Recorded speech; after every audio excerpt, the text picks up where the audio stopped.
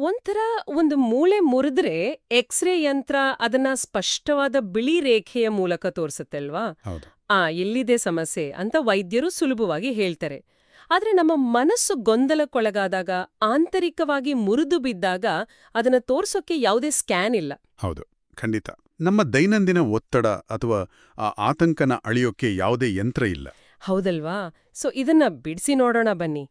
J Shetty ಅವರ think like a monk ಪುಸ್ತಕದ ಮೂಲಭೂತ ವಿಚಾರಗಳನ್ನ ಆಧರಿಸಿದ ನಮ್ಮ ಇಂದಿನ ಈ ಆಳವಾದ ವಿಶ್ಲೇಷಣೆಯಲ್ಲಿ ಆ ಸ್ಪಷ್ಟ ಮನಸ್ಸನ್ನ ಹೇಗೆ ಸ್ಪಷ್ಟಗೊಳಿಸಬಹುದು ಅಂತ ನಾವು ಅನ್ವೇಷಣೆ ಮಾಡ್ತಿದ್ದೀವಿ. ಇಲ್ಲಿನ ಕುತೂಹಲಕಾರಿ ವಿಷಯ ಏನಂದ್ರೆ, ಈ ಸ್ಪಷ್ಟತೆಯನ್ನ ಕಂಡ್ಕೊಳ್ಳೋಕೆ ನಾವ್ಯಾರೂ ಎಲ್ಲವನ್ನು ಬಿಟ್ಟು ಹಿಮಾಲಯಕ್ಕೋ ಅಥವಾ ಕಾಡಿಗೂ ಹೋಗ್ಬೇಕಾಗಿಲ್ಲ. ಖಂಡಿತ ಇಲ್ಲ. ಅಂದ್ರೆ ಸಾವಿರಾರು ವರ್ಷಗಳ ಹಿಂದಿನ ಪ್ರಾಚೀನ ವೇದಾಂತ ತತ್ವಗಳು ಅಥವಾ ಭಗವದ್ಗೀತೆಯಂತಹ ಗ್ರಂಥಗಳು ಇಂದಿನ ಈ ಆಧುನಿಕ ನಗರದ ಟ್ರಾಫಿಕ್ ಇರ್ಬೋದು, ಆ ಡೆಡ್ಲೈನ್ ಮತ್ತು ಕಚೇರಿಯ ಗದ್ದಲಗಳಿಗೂ ನೇರವಾಗಿ ಅನ್ವಯಿಸುತ್ತೆ. ಇವುಗಳನ್ನ ಕೇವಲ ಧಾರ್ಮಿಕ ಪಠ್ಯಗಳಾಗಿ ನೋಡದೆ ಒಂಥರ ಮಾನಸಿಕ ಕೈಪಿಡಿಗಳಾಗಿ ನೋಡಿದಾಗ ಮಾತ್ರ ಅವುಗಳ ನಿಜವಾದ ಶಕ್ತಿ ನಮಗೆ ಅರಿವಾಗತ್ತೆ. ನಿಜ. ಸನ್ಯಾಸಿ ಅಥವಾ ಮಾಂಕ್ ಅಂದ ತಕ್ಷಣ ನಮ್ಗೆಲ್ಲರಿಗೂ ಗುಹೆಯಲ್ಲಿ ಧ್ಯಾನ ಮಾಡೋ ಚಿತ್ರಣ ಬರುತ್ತೆ. ಆದ್ರೆ ಇಲ್ಲಿ ನಾವು ಕಲಿಯುತ್ತಿರೋದು ಭೌತಿಕ ಸನ್ಯಾಸತ್ವವನ್ನಲ್ಲ, ಬದಲಾಗಿ ಆ ಒಂದು ಮನಸ್ಥಿತಿಯನ್ನ. ನಮ್ಮಲ್ಲಿ ಹೆಚ್ಚಿನವರನ್ನ ನಿರಂತರವಾಗಿ ಕಾಡೋ ಮಂಕಿ ಮೈಂಡ್ ಅಂದ್ರೆ ಆ ಕೌತಿಯಂತಹ ಮನಸ್ಸು ಮತ್ತು ಪ್ರಶಾಂತವಾದ ಮಾಂಕ್ ಮೈಂಡ್ ನಡುವಿನ ವ್ಯತ್ಯಾಸವನ್ನ ನಾವು ಅರ್ಥ ಮಾಡ್ಕೋಬೇಕು. ಎಕ್ಸಾಕ್ಟ್ಲಿ. ಆ ಸನ್ಯಾಸಿಯ ಮನಸ್ಥಿತಿಯನ್ನ ತಲುಪುವ ಮೊದಲು ಒಂದು ಮೂಲಭೂತ ಪ್ರಶ್ನೆ ಹೇಳುತ್ತಿ ನೋಡಿ. ನಮ್ಮ ಈ ಗೊಂದಲಮಯ ಮನಸ್ಸಿನ ಹಿಂದೆ ಇರೋ ಆ ನಮ್ಮ ನಿಜವಾದ ನಾನು ಯಾರು ಅಂತ. ಆ ಪ್ರಶ್ನೆಗೆ ಉತ್ತರ ಕಂಡ್ಕೊಳ್ಳೋದು ಬಹಳ ಮುಖ್ಯ ಅನ್ಸುತ್ತೆ. ಸಮಾಜಶಾಸ್ತ್ರಜ್ಞ ಚಾರ್ಲ್ಸ್ ಹಾಟನ್ ಕೂಲಿಯವರ ಒಂದು ಅದ್ಭುತವಾದ ಮಾತಿದೆ. ನಾನು ಏನ್ ಆಗಿದ್ದೀನಿ ಅಂತ ನಾನು ಅಂದುಕೊಂಡಿದ್ದೀನೋ ಅದಲ್ಲ ನಾನು. ಹೌದು. ಅಥವಾ ಇತರರು ನನ್ನ ಬಗ್ಗೆ ಏನ್ ಅಂದುಕೊಂಡಿದ್ದಾರೆ ಅಂತ ನಾನು ಭಾವಿಸ್ತೀನೋ ಅದು ನಾನಲ್ಲ. ಬದಲಾಗಿ ಇತರರು ನನ್ನ ಬಗ್ಗೆ ಏನ್ ಅಂದುಕೊಂಡಿದ್ದಾರೆ ಅಂತ ನಾನು ಭಾವಿಸ್ತೀನೋ ಅದೇ ನಾನು ಅಂತ ಹೇಳ್ತಾರೆ. ಇದನ್ನೊಮ್ಮೆ ಆಳವಾಗಿ ಯೋಚಿಸಿದ್ರೆ ಒಂಥರ ಭಯವಾಗುತ್ತೆ ಅಲ್ವಾ? ಹೌದು. ಆಸ್ಕರ್ ವಿಜೇತ ನಟ ಡ್ಯಾನಿಯಲ್ ಡೇ ಲೂಯಿಸ್ ಅವರ ಆ ಮೆಥಡ್ ಆಕ್ಟಿಂಗ್ ಬಗ್ಗೆ ನಾವು ಕೇಳಿದ್ವಿ. ಅವರು ಕ್ಯಾಮ್ರಾ ಇಲ್ಲದಿದ್ದಾಗ್ಲೂ ಕಟುಕನ ಪಾತ್ರದಲ್ಲಿಯೇ ಜೀವಿಸ್ತಿದ್ರಂತೆ. ಇದು ಕೇವಲ ಸಿನಿಮಾಗೆ ಮಾತ್ರ ಅಲ್ಲ, ದೈನಂದಿನ ಜೀವನದಲ್ಲಿ ನಾವೆಲ್ಲರೂ ಇತರರಿಗೋಸ್ಕರ ಅಥವಾ ಸಮಾಜಕ್ಕೋಸ್ಕರ ಒಂದಲ್ಲ ಒಂದು ಪಾತ್ರನ ನಟಿಸ್ತಾನೇ ಇದ್ದೀವಿ ಅನ್ಸುತ್ತೆ. ಖಂಡಿತ. ನಾವೆಲ್ಲರೂ ನಮಗರಿವಿಲ್ಲದೆಯೇ ಮೆಥಡ್ ಆಕ್ಟರ್ಗಳಾಗಿದ್ದೀವಿ. ನಾವೆಲ್ಲರೂ ಸಮಾಜದ ನಿರೀಕ್ಷೆಗಳಿಗೆ ತಕ್ಕಂತೆ ನಟಿಸ್ತಿದ್ದೀವಿ. ಆಶ್ರಮದಲ್ಲಿ ನಡೆಯುವ ಒಂದು ಕಥೆ ಈ ಪರಿಸ್ಥಿತಿಯನ್ನ ನಿಖರವಾಗಿ ವಿವರಿಸುತ್ತೆ. ಯಾವ ಕಥೆ ಅದು? ಒಬ್ಬ ಹಿರಿಯ ಸನ್ಯಾಸಿ ಬಂದು ಕಿರಿಯ ವಿದ್ಯಾರ್ಥಿಯನ್ನ ಒಂದು ಹಳೇ ಸ್ಟೋರ್ ರೂಮ್ಗೆ ಕರೆದೊಯ್ತಾನೆ. ಅಲ್ಲಿ ದಟ್ಟವಾದ ಧೂಳು ಹಿಡಿದ ಕನ್ನಡಿ ಇರುತ್ತೆ. ಇದರಲ್ಲಿ ಏನ್ ಕಾಣ್ತಿದೆ ಅಂತ ಕೇಳಿದಾಗ ಬರೀ ಧೂಳು ಅಂತ ಆ ವಿದ್ಯಾರ್ಥಿ ಹೇಳ್ತಾನೆ. ಸರಿ. ಆಗ ಆ ಹಿರಿಯ ಸನ್ಯಾಸಿ ಬಟ್ಟೆಯಿಂದ ಆ ಕನ್ನಡಿನ ಒರೆಸ್ತಾನೆ. ಆ ಕನ್ನಡಿಯ ಮೇಲಿದ್ದ ಧೂಳು ದಟ್ಟವಾಗಿ ಮೇಲೇಳಿ ಕಣ್ಣು ಗಂಟ್ಲು ಉರಿಯೋಕ್ ಶುರುವಾಗುತ್ತೆ. ಆ ಧೂಳು ಸಂಪೂರ್ಣವಾಗಿ ಹೋದ ಮೇಲಷ್ಟೇ ನಿಜವಾದ ಪ್ರತಿಬಿಂಬ ಕಾಣೋಕ್ ಸಾಧ್ಯ ಆಗೋದು. ಓ, ಅಂದ್ರೆ ಆ ಧೂಳು ಎಂದರೆ ನಮ್ಮ ಸುತ್ತಲಿನ ಸಮಾಜದ ನಿರೀಕ್ಷೆಗಳು ಅನ್ಬಹುದಾ? ನಿಖರವಾಗಿ. ಆ ಧೂಳನ್ನೇ ಒಪಿನಿಯನ್ಸ್, ಎಕ್ಸ್ಪೆಕ್ಟೇಷನ್ಸ್ ಮತ್ತು ಆಬ್ಲಿಗೇಷನ್ಸ್ ಅಂತ ಕರೆಯೋದು. ಅಂದ್ರೆ ಇತರರ ಅಭಿಪ್ರಾಯಗಳು, ನಿರೀಕ್ಷೆಗಳು ಮತ್ತು ನಮ್ಮ ಮೇಲಿರೋ ಕಟ್ಟುಪಾಡುಗಳು. ಇವುಗಳ ಅಡಿಯಲ್ಲಿ ನಮ್ಮ ನಿಜವಾದ ಗುರುತು ಸಂಪೂರ್ಣವಾಗಿ ಮುಚ್ಚಿಹೋಗಿದೆ. ಅರೆ, ಈ ಧೂಳನ್ನ ಶುಚಿಗೊಳಿಸೋ ಪ್ರಕ್ರಿಯೆ ಕಷ್ಟತರವಾಗಿರ್ಬೋದು. ಆ ಕಿರಿಯ ಸನ್ಯಾಸಿಗೆ ಕಣ್ಣು ಉರಿದಂತೆ ನಮಗೂ ಆರಂಭದಲ್ಲಿ ವಾಸ್ತವನ್ನ ಒಪ್ಕೊಳ್ಳೋಕ್ಕೆ ನೋವಾಗ್ಬೋದು. ಆದರೆ ಅದು ಅತ್ಯಗತ್ಯ. ಇಲ್ಲಿ ನಂದೊಂದು ಪ್ರಶ್ನೆ ಇದೆ. ಆ ಧೂಳು ಯಾವುದು ಮತ್ತು ನಮ್ಮ ನಿಜವಾದ ಮೌಲ್ಯಗಳು ಯಾವುವು ಅಂತ ನಾವು ಪತ್ತೆ ಹಚ್ಚೋದು ಹೇಗೆ? ಯಾಕೆಂದ್ರೆ ನಾವೆಲ್ಲರೂ ನನ್ಗೆ ಪ್ರಾಮಾಣಿಕತೆ ಮುಖ್ಯ, ನನ್ನ ಆರೋಗ್ಯ ಮುಖ್ಯ, ಕುಟುಂಬ ಮುಖ್ಯ ಅಂತ ಬಾಯಲ್ಲಿ ಬಹಳ ಸುಲಭವಾಗಿ ಹೇಳ್ತೀವಿ. ಆದರೆ ವಾಸ್ತವ ಬೇರೆ ಇರುತ್ತಲ್ವಾ? ಹೌದು. ನಮ್ಮ ನಿಜವಾದ ಮೌಲ್ಯಗಳನ್ನ ನಾವು ಹೇಗೆ ಅಳೆಯಬಹುದು ಅಂತ ನೀವು ಕೇಳ್ತಿದ್ದೀರಾ. ಅದಕ್ಕಾಗಿಯೇ ನಾವು ನಮ್ಮ ವ್ಯಾಲ್ಯೂ ಆಡಿಟ್ ಅಥವಾ ಮೌಲ್ಯಮಾಪನ ಮಾಡ್ಕೊಳ್ಬೇಕು. Value audit? ಹೌದು. ನಮ್ಮ ಬಾಯಿಯ ಮಾತುಗಳು ಸುಳ್ಳು ಹೇಳ್ಬೋದು, ಆದರೆ ನಮ್ಮ ಬ್ಯಾಂಕ್ ಖಾತೆಯ ಖರ್ಚುಗಳು ಮತ್ತು ಸ್ಮಾರ್ಟ್ಫೋನ್ನ ಸ್ಕ್ರೀನ್ ಟೈಮ್ ರಿಪೋರ್ಟ್ ಇದೆಯಲ್ಲ, ಅದು ಎಂದಿಗೂ ಸುಳ್ಳು ಹೇಳಲ್ಲ. ಅಯ್ಯೋ, ಅದು ನಿಜ ಬಿಡಿ. ನಾವು ಎಲ್ಲಿ ನಮ್ಮ ಸಮಯ ಮತ್ತು ಹಣನ ಹೂಡಿಕೆ ಮಾಡ್ತಿದ್ದೀವೋ ಅದೇ ನಮ್ಮ ನಿಜವಾದ ಮೌಲ್ಯ. ಕುಟುಂಬವೇ ಸರ್ವಸ್ವ ಅಂತ ಹೇಳ್ತಾ ದಿನಕ್ಕೆ 4 ಗಂಟೆ ಆ ಸೋಷಿಯಲ್ ಮೀಡಿಯಾದಲ್ಲಿ ಸ್ಕ್ರೋಲ್ ಮಾಡೋದರಲ್ಲಿ ಕಳಿತಿದ್ರೆ ನಮ್ಮ ನಿಜವಾದ ಮೌಲ್ಯ ಎಲ್ಲಿದೆ ಅನ್ನೋದು ನಗ್ನ ಸತ್ಯವಾಗಿ ಹೊರಬರುತ್ತೆ. ಇದು ನಿಜಕ್ಕೂ ಕಣ್ಣು ತೆರೆಸುವಂತಹ ವಿಷಯ. ಹಾಗಾದ್ರೆ ಈ ಸಮಾಜ, ಇಂಟರ್ನೆಟ್ ಸ್ನೇಹಿತರ ನಿರೀಕ್ಷೆಗಳು ನಮ್ಮ ಮೇಲೆ ಇಷ್ಟೊಂದು ಪ್ರಭಾವ ಬೀರ್ತಿವೆ ಅಂದ್ರೆ ನಾವು ಮಾಡ್ಬೇಕಾದ್ದೇನು? ನಾವೆಲ್ಲವೂ ಬಾಹ್ಯ ಪ್ರಪಂಚನ ಸಂಪೂರ್ಣವಾಗಿ ನಿರ್ಲಕ್ಷಿಸಬೇಕಾ? ಇಲ್ಲ, ಬಾಹ್ಯ ಜಗತ್ತನ್ನ ಸಂಪೂರ್ಣವಾಗಿ ನಿರ್ಬಂಧಿಸೋದು ಸಾಧ್ಯವಿಲ್ಲ, ಮತ್ತದು ಪರಿಹಾರವೂ ಅಲ್ಲ. ನಾವು ಮಾಡಬೇಕಾಗಿರೋದು ಫಿಲ್ಟರ್ ಮಾಡೋದು. ಓಕೆ, ಅಂದ್ರೆ ನಮ್ಮ ಮೌಲ್ಯಗಳಿಗೆ ಸರಿಹೊಂದುವ ಸಮುದಾಯನ ಆರಿಸ್ಕೊಳ್ಬೇಕಾ? ಹೌದು. ನಾವು ಯಾರೊಂದಿಗೆ ಹೆಚ್ಚು ಸಮಯ ಕಳಿತೀವೋ ಅವರ ಗುಣಲಕ್ಷಣಗಳು ನಮಗೆ ಅಂಟ್ಕೊಳ್ತವೆ. ಶಾಂತಿಯುತ ಮತ್ತು ಉದ್ದೇಶಪೂರ್ವಕ ಜೀವನ ನಡೆಸೋ ಗುರಿ ಇದ್ರೆ ಅದೇ ಹಾದಿಯಲ್ಲಿ ನಡೆಯೋ ಜನರೊಂದಿಗೆ ಬೆರಿಬೇಕು. ಆಗ ಮಾತ್ರ ಆ ಅನಗತ್ಯ ಧೂಳು ನಮ್ಮ ಮನಸ್ಸಿನ ಕನ್ನಡಿಯ ಮೇಲೆ ಕೂರದಂತೆ ತಡಿಬಹುದು. ಸರಿ, ನಾವು ಬಾಹ್ಯ ಪ್ರಪಂಚದ ಜನರನ್ನ, ಆ ಪರಿಸರವನ್ನ ಫಿಲ್ಟರ್ ಮಾಡಿದ್ವಿ ಅಂದುಕೊಳ್ಳೋಣ. ಆದ್ರೆ ಒಂದು ಖಾಲಿ ಕೋಣೆಯಲ್ಲಿ ಒಂಟಿಯಾಗಿ ನಿಶ್ಶಬ್ದವಾಗಿ ಕುಳಿತಾಗಲೂ ನಮ್ಮ ತಲೆಯೊಳಗಿನ ಆಂತರಿಕ ಗದ್ದಲ ಹಾಗೇ ಇರುತ್ತಲ್ವಾ? ಮೆದುಳು ನಿರಂತರವಾಗಿ ಏನನ್ನಾದರೂ ಯೋಚಿಸ್ತಾನೇ ಇರುತ್ತೆ. ಖಂಡಿತ. ಮನುಷ್ಯನಿಗೆ ದಿನಕ್ಕೆ ಸುಮಾರು 70,000 ಆಲೋಚನೆಗಳು ಬರುತ್ತವೆ ಅಂತ ಸಂಶೋಧನೆಗಳು ಹೇಳ್ತವೆ. ಇದನ್ನೇ ನಾವು ಮಂಕಿ ಮೈಂಡ್ ಅಂತ ಕರೆಯೋದು. Monkey mind? ಹೌದು. ಪ್ರಾಚೀನ ಪಠ್ಯವೊಂದರಲ್ಲಿ ಈ ಮನಸ್ಸನ್ನ ಕಚ್ಚುವ ಚೇಳು ಮತ್ತು ಕಾಡುವ ದೆವ್ವದಿಂದ ಪೀಡಿತವಾದ ಕುಡುಕ ಕೋತಿಗೆ ಹೋಲಿಸಲಾಗಿದೆ. ಅರೆ, ಕುಡುಕ ಕೋತಿಗೆ ಚೇಳು ಕೂಡ ಕಚ್ಚಿದೆ. ಬಹಳ ಡೇಂಜರ್ ಕಾಂಬಿನೇಷನ್ ಅದು. ಹೌದು. ಕಲ್ಪಿಸ್ಕೊಳ್ಳಿ ಅದು ಎಷ್ಟು ಅಸ್ಥಿರವಾಗಿರುತ್ತೆ ಅಂತ. ಈ ಮಂಕಿ ಮೈಂಡ್ ಸದಾ ಅಲ್ಪಾವಧಿಯ ಸಂತೋಷ ದೂರೋದು ಮತ್ತು ವಿಪರೀತ ಆಲೋಚನೆಗೆ, ಅಂದ್ರೆ ಆ ಓವರ್ ಥಿಂಕಿಂಗ್ಗೆ ಕಾರಣವಾಗುತ್ತೆ. ಇದು ಒಂದು ವಿಷಯದಿಂದ ಮತ್ತೊಂದಕ್ಕೆ ಜಿಗಿಯುತ್ತಲೇ ಇರುತ್ತೆ. ಹಾಗಾದ್ರೆ ಈ ಕುಡುಕ ಕೋತಿನ ನಿಯಂತ್ರಿಸೋದು ಹೇಗೆ? ಇದನ್ನ ಅರ್ಥ ಮಾಡ್ಕೊಳ್ಳಕ್ಕೆ ಆ ಉಪನಿಷತ್ನಲ್ಲಿ ಬರೋ ರಥಡೆ ಕಲ್ಪನೆ ನಮಗೆ ಸಹಾಯ ಮಾಡುತ್ತೆ. ನಮ್ಮ ದೇಹನ ಒಂದು ರಥ ಅಂತ ಕಲ್ಪಿಸ್ಕೊಳ್ಳೋಣ. ಸರಿ. ಆ ರಥಕ್ಕೆ 5 ಕುದುರೆಗಳಿರುತ್ತೆ. ಆ 5 ಕುದುರೆಗಳು ನಮ್ಮ 5 ಇಂದ್ರಿಯಗಳು. ಆ ಕುದುರೆಗಳ ಲಗಾಮು ನಮ್ಮ ಮನಸ್ಸು, ಮತ್ತು ರಥವನ್ನು ಓಡಿಸುವ ಸಾರಥಿ ಇದಾನಲ್ಲ, ಅವನೇ ನಮ್ಮ ಬುದ್ಧಿ. ಮಂಕಿ ಮೈಂಡ್ ಇರುವಾಗ ಆ ಸಾರಥಿ ನಿದ್ದೆ ಮಾಡ್ತಿರ್ತಾನೆ. ಓಹೋ, ಅಂದ್ರೆ ಬುದ್ಧಿ ಜಾಗೃತವಾಗಿಲ್ಲದಿದ್ದಾಗ ಇಂದ್ರಿಯಗಳೆಂಬ ಕುದುರೆಗಳು ಲಗಾಮನ ತಮ್ಮಷ್ಟದಂತೆ ಎಳೆಯುತ್ತವೆ. ನಮಗೆಲ್ಲಿ ಯಾವುದಾದ್ರೂ ತ್ವರಿತ ಸಂತೋಷ ಸಿಗುತ್ತೋ, ಯಾವ ನೋಟಿಫಿಕೇಶನ್ ಬರುತ್ತೋ ಆ ಕಡೆ ನಮ್ಮ ಗಮನ ಓಡುತ್ತೆ. ಹೌದು. ನಮ್ಮ ಮೆದುಳು ಕೇವಲ ಆ ಡೋಪಮಿನ್ ಹುಡುಕಾಟದಲ್ಲಿರುತ್ತೆ. ಆದರೆ ಮಾಂಕ್ ಮೈಂಡ್ಸೆಟ್ನಲ್ಲಿ ಆ ಸಾರಥಿ ಎಚ್ಚರವಾಗಿರ್ತಾನೆ.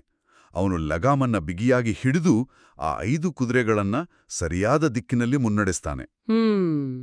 ಸಾರಥಿ ಎಚ್ಚರವಾಗಿರುವಾಗ ಮೆದುಳು ಹೇಗೆ ಕೆಲಸ ಮಾಡುತ್ತೆ ಅನ್ನೋದಕ್ಕೆ ವಿಜ್ಞಾನವು ಪುರಾವೆ ನೀಡಿದೆ. ಶಾವಲೆನ್ ಸನ್ಯಾಸಿಗಳನ್ನ ಒಂದು ನೋವಿನ ಪ್ರಯೋಗಕ್ಕೆ ಒಳಪಡಿಸಲಾಯಿತು. ಅವರ ಮಣಿಕಟ್ಟಿಗೆ ಶಾಖನ ಉತ್ಪಾದಿಸುವ ಯಂತ್ರ ಕಟ್ಟಿ ನಿಧಾನವಾಗಿ ಬಿಸಿನು ಹೆಚ್ಚಿಸಲಾಯಿತು.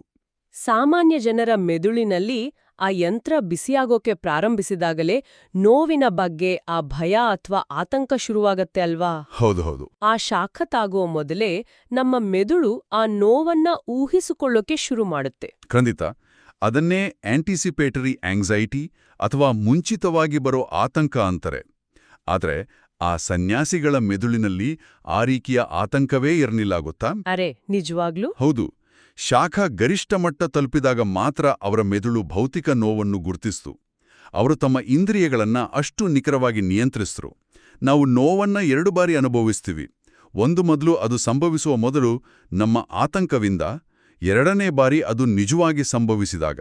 ಓ, ಸನ್ಯಾಸಿಯ ಮನಸ್ಥಿತಿ ಆ ಮೊದಲ ನೋವನ್ನ ಸಂಪೂರ್ಣವಾಗಿ ಇಲ್ಲವಾಗಿಸುತ್ತಾ? ಎಕ್ಸಾಕ್ಟ್ಲಿ. ಇದು ಅದ್ಭುತವಾದ ವಿಷಯ. ಆದ್ರೆ ನಾವೆಲ್ಲರೂ ಶಾವ್ಲಿನ್ ಸನ್ಯಾಸಿಗಳಲ್ಲ ಅಲ್ವಾ? ಪ್ರತಿದಿನ ಆಫೀಸ್ ಟ್ರಾಫಿಕ್ ಅಂತ ಒದ್ದಾಡೋ ಸಾಮಾನ್ಯ ಜನರಿಗೆ ಈ ಹಾದಿಯಲ್ಲಿ ನಡೆಯೋಕೆ ಏನಾದ್ರೂ ಸುಲಭವಾದ ದಾರಿಗಳಿವೆಯಾ? ನಾವು ಎಲ್ಲಿಂದ ಆರಂಭಿಸಬೇಕು? ಖಂಡಿತ ಇವೆ. ಆರಂಭಿಕರಿಗಾಗಿ ಸ್ಪಾಟ್, ಸ್ಟಾಪ್, ಸ್ವಾಪ್ ಅನ್ನೋ 3 ಹಂತಗಳ ತಂತ್ರ ಇದೆ. Spot, stop, swap. ಹೌದು. ಅಂದ್ರೆ ಗುರುತಿಸಿ, ನಿಲ್ಲಿಸಿ, ಬದಲಾಯಿಸಿ. ಮೊದಲು ಆಲೋಚನೆಯನ್ನ ಗುರುತಿಸೋದು, ಆ ಕ್ಷಣ ಅಲ್ಲಿಯೇ ನಿಲ್ಲೋದು. ನಂತರ ಆ ನಕಾರಾತ್ಮಕ ಆಲೋಚನೆಯನ್ನ ಸಕಾರಾತ್ಮಕ ಮತ್ತು ಆ ಪರಿಹಾರ ಆಧಾರಿತ ಆಲೋಚನೆಯೊಂದಿಗೆ ಬದಲಾಯಿಸ್ಕೊಳ್ಳೋದು. ಒಂದು ಉದಾಹರಣೆ ಕೊಡಬಹುದಾ? ಖಂಡಿತ.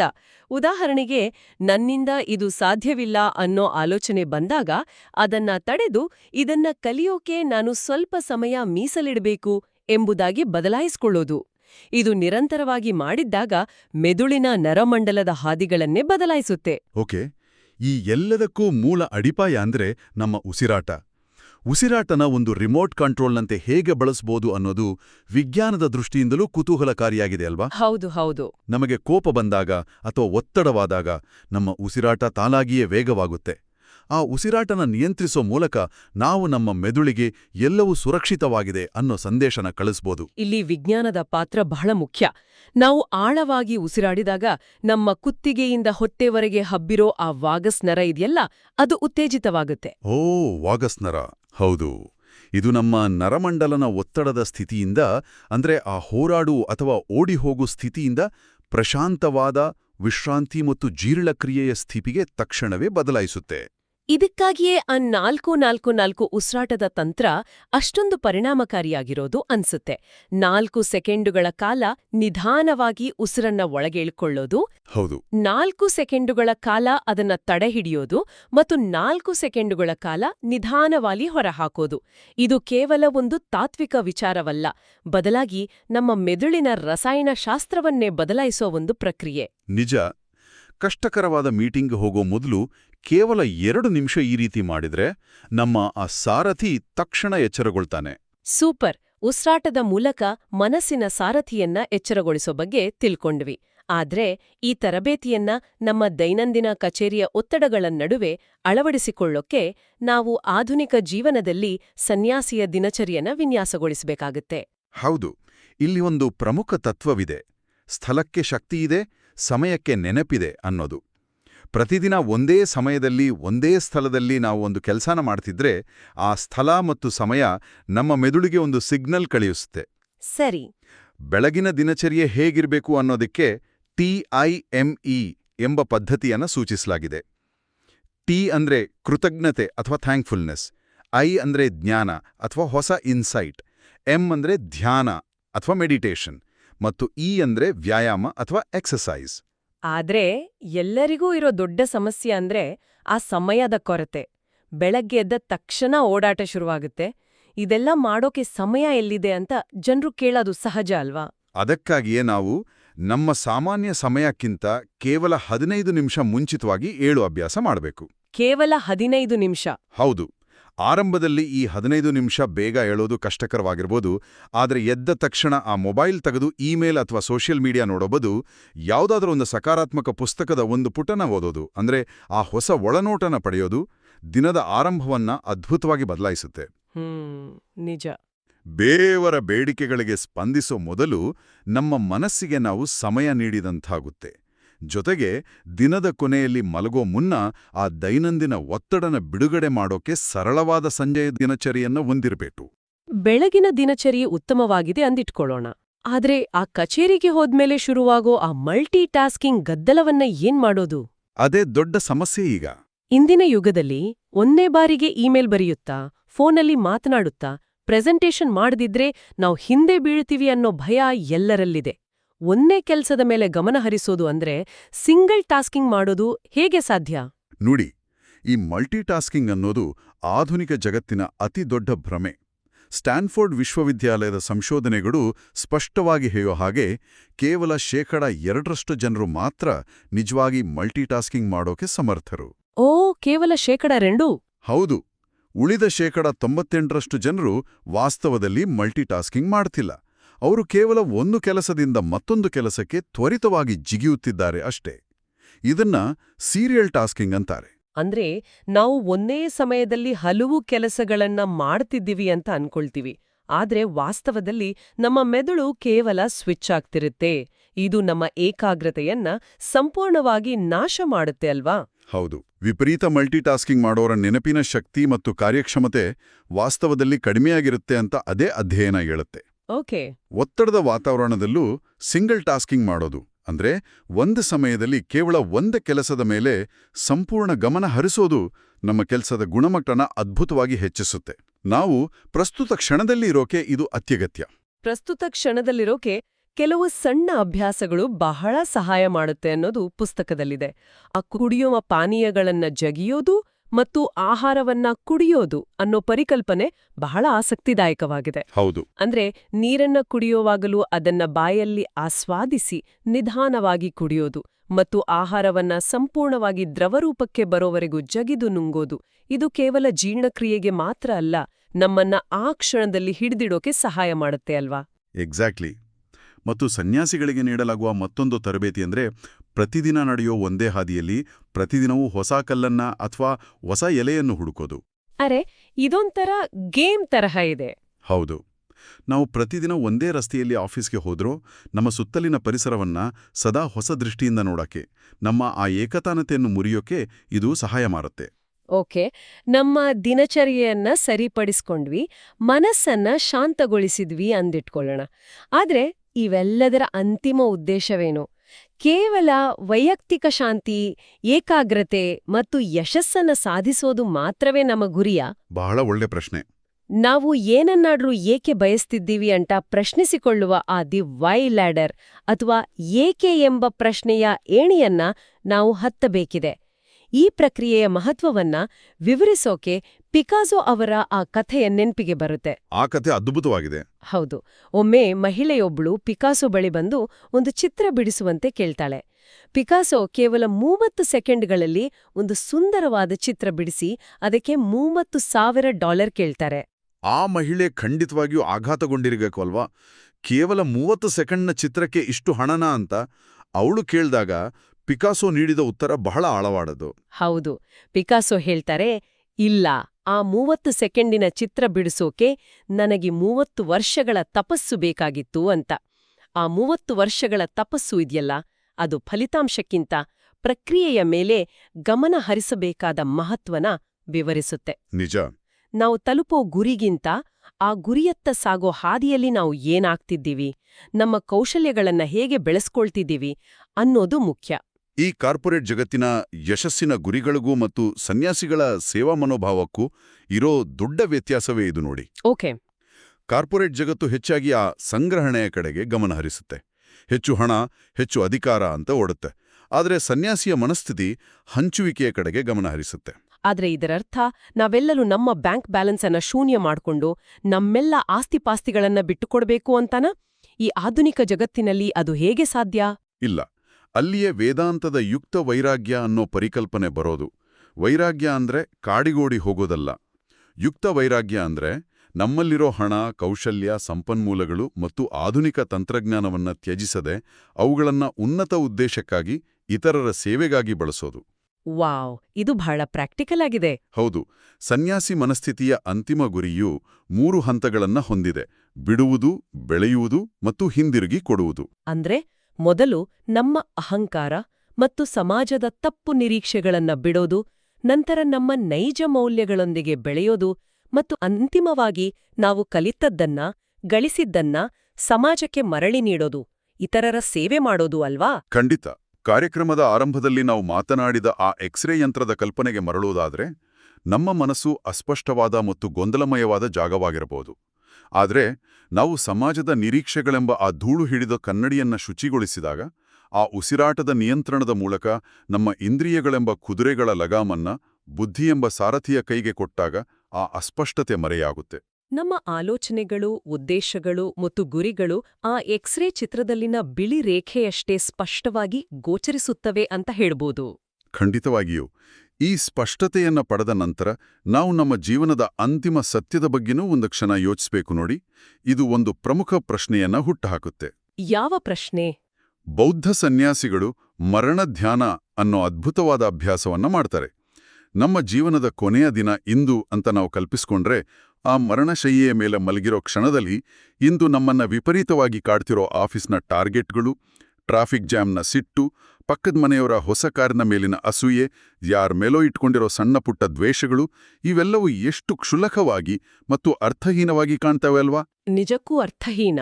ನಾವು ಭೂಮಿಯ ಮೇಲೆ ಬಿಟ್ಟು ಹೋಗೋ ನಿಜವಾದ ಪರಂಪರೆ ಅಂದ್ರೆ ನಾವು ಬ್ಯಾಂಕಿನಲ್ಲಿ ಎಷ್ಟು ಹಣ ಕೂಡಿಟ್ಟೆವು ಅನ್ನೋದಲ್ಲ, ಬದಲಾಗಿ ನಾವು ಇತರರ ಜೀವನವನ್ನ ಹೇಗೆ ಸ್ಪರ್ಶಿಸಿದ್ವಿ, ಅವರಿಗೆ ಹೇಗೆ ಸಹಾಯ ಮಾಡಿದ್ವಿ ಅನ್ನೋದು ಮಾತ್ರ. ಈ ಸ್ಪಷ್ಟತೆಯೇ ಸನ್ಯಾಸಿಯ ನಿಜವಾದ ಮನಸ್ಥಿತಿ. What a powerful thought. ಈ ಅದ್ಭುತವಾದ ಚಿಂತನೆಯೊಂದಿಗೆ ನಾವು ಇವತ್ತಿನ ಆಳವಾದ ವಿಶ್ಲೇಷಣೆಯನ್ನ ಮುಗಿಸೋಣ. ನಮ್ಮ ಮುಂದಿನ ಹೆಜ್ಜೆ ಆ ಮಂಕ್ ಮೈಂಡ್ಸೆಟ್ ಕಡೆಗೆ ಇರ್ಲಿ.